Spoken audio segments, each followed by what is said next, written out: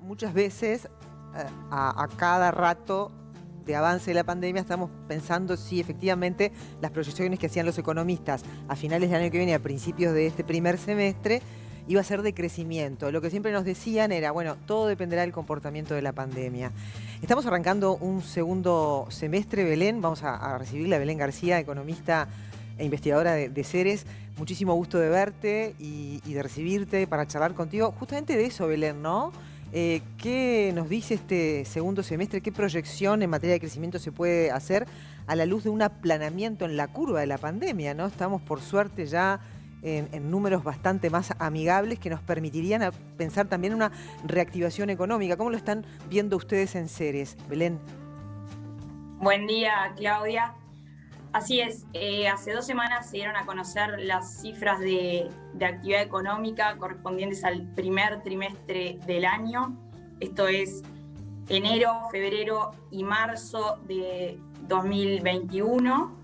Y las cifras arrojaron que la actividad económica descendió cuando se compara versus el mismo periodo en 2020. Eso era esperable porque tuvimos un primer trimestre del año de fronteras cerradas y el mismo trimestre en 2020 fue un trimestre con actividad turística normal, por lo menos hasta el 15 de marzo, que fue aproximadamente cuando se declaró la emergencia sanitaria en el país. Entonces, las cifras que se dieron a conocer por el Banco Central eran las esperables y esperamos que de ahora en más lentamente se vuelvan a encender los motores de la economía, liderando el sector agroexportador de Uruguay, la construcción y en menor medida las actividades que dependen de la presencialidad y de las restricciones a la movilidad. Esto es comercio, actividad turística, hotelería, servicios. Está bien, por eso vos hablabas ahora del sector exportador, ¿no? Es una excepción, si se quiere, porque la verdad que el crecimiento fue del 33% en el primer semestre, perdón. Se espera que esto entonces continúa incrementándose a China, a Brasil, a Estados Unidos, a Brasil también dije Brasil, ya China, Brasil, Estados Unidos y Argentina como los destinos principales.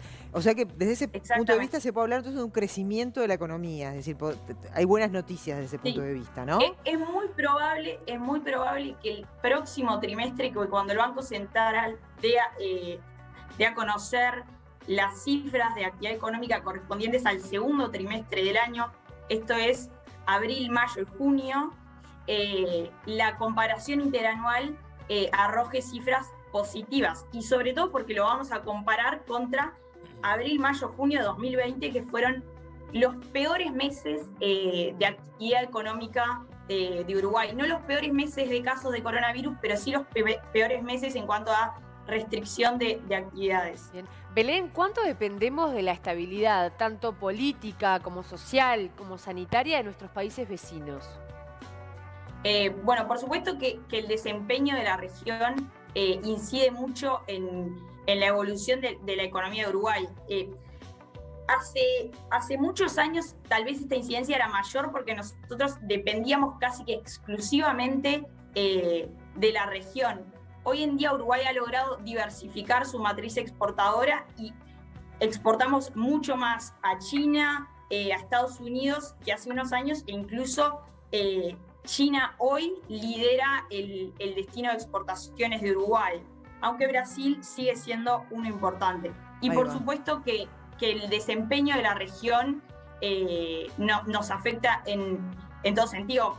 Por ejemplo, en el tema servicios. Nosotros, el turismo receptivo de Uruguay básicamente lo componen argentinos y brasileros. Entonces, si próxima temporada turística, el verano 2022, las fronteras están abiertas, pero igual por la situación económica de Argentina y Brasil recibimos a pocos turistas, o los que vienen consumen poco, van a ser malas noticias para Uruguay. Claro, y en ese sentido el destino del turismo es incierto, porque la pandemia es incierta y ya lo hemos visto demostrado en este más de año y medio, ¿se pueden hacer números o proyecciones teniendo en cuenta que no sabemos cuál será el destino justamente del turismo? Si estarán abiertas las fronteras o no, si tendrán ganas de venir o dinero o posibilidad de venir y de gastar los argentinos y los brasileños. ¿Es posible proyectar números a futuro teniendo en cuenta que el turismo forma parte importante de aporte al PBI nacional?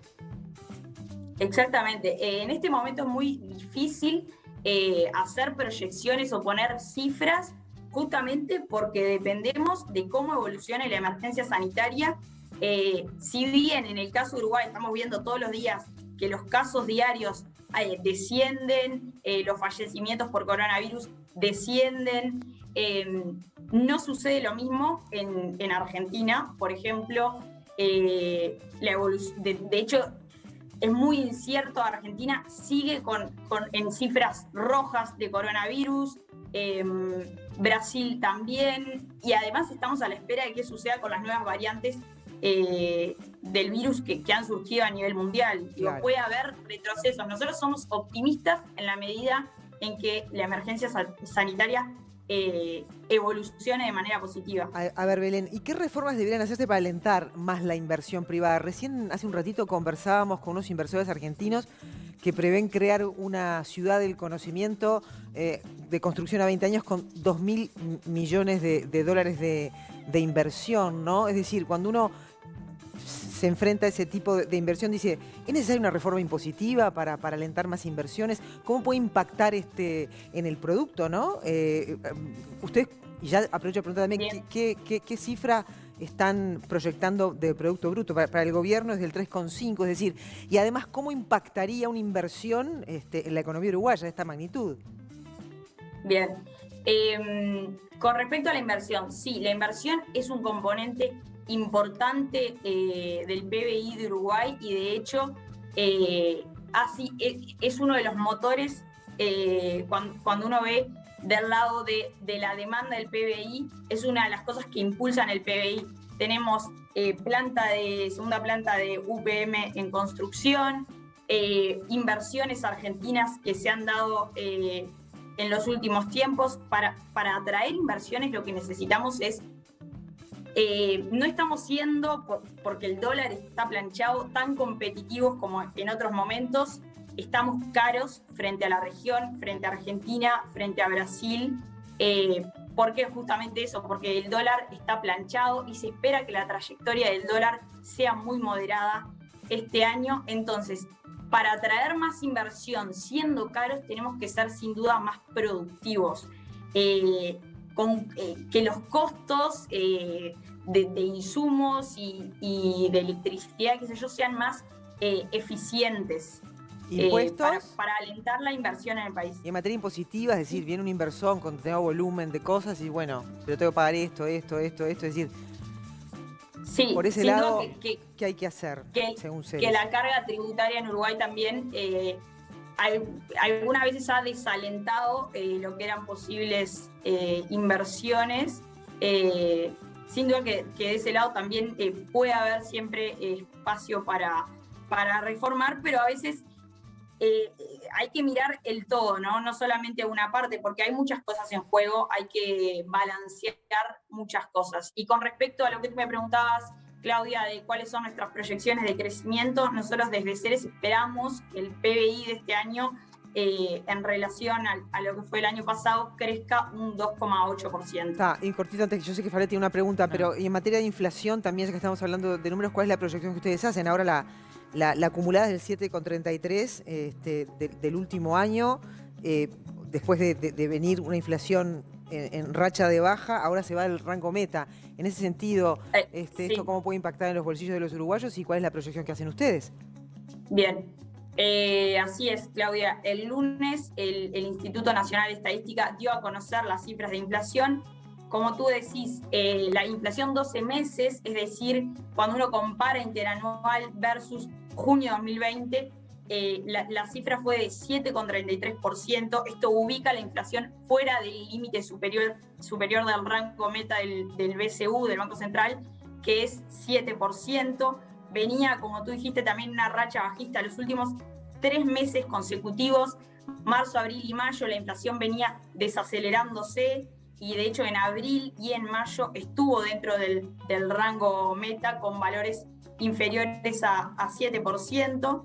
El INE además reporta cuáles son las categorías que inciden más en la variación mensual del índice general, y allí vemos la categoría alimentos y bebidas no alcohólicas, que se explica por el aumento en el precio de la carne vacuna.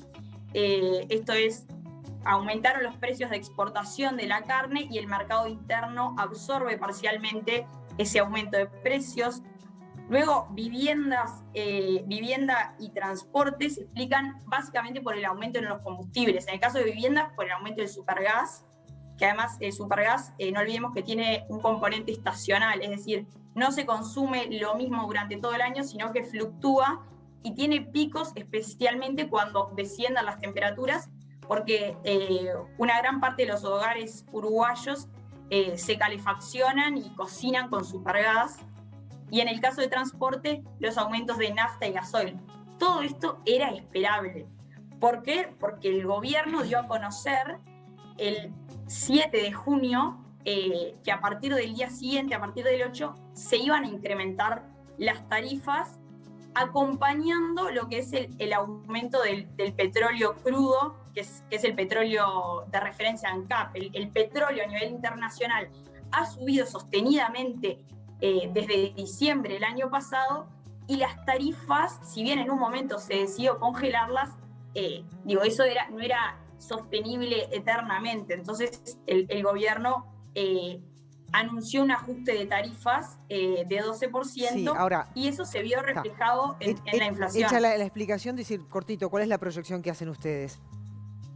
Bueno, nosotros creemos que la inflación va a estar apenas por encima del rango meta para diciembre de 2021.